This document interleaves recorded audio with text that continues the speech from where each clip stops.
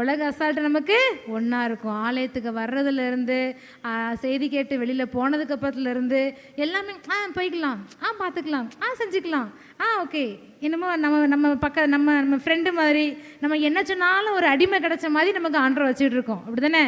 ஒரு பயமே கிடையாது. கர்த்தருக்கு பயப்படுற பயம் இல்லவே இல்லை. கர்த்தருக்கு பயப்படுற பயம்னா என்ன? அப்படி கிடு நடுங்கிறதா?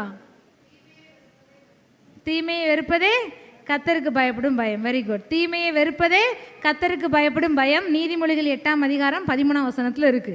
தீமைன்னா என்ன? எது நன்மை எது தீமை எல்லாத்துக்கும் தெரியும். அப்படிதானே? நம்ம மற்றவங்களுக்கு உங்களுக்கு யாரெல்லாம் என்னெல்லாம் செய்யணும்னு நினைக்காங்களோ அதெல்லாம் நன்மை. நமக்கு யாரெல்லாம் என்ன செய்யக்கூடாதுன்னு நினைக்கிறோமோ அதெல்லாம் தீமை. அப்படிதானே?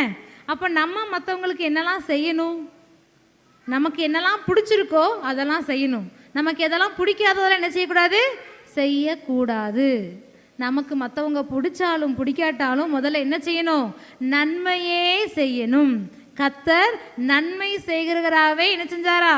சுற்றி திரிந்தாருன்னு சொல்லி வேதவசனம் சொல்லுது. இது எல்லாம் சும்மா பேச்சுக்கு கிடையாது, பேச்சுக்கு கிடையவே கிடையாது. தீமையை வெறுப்பதே கர்த்தருக்கு பயப்படும் பயம். தீமையை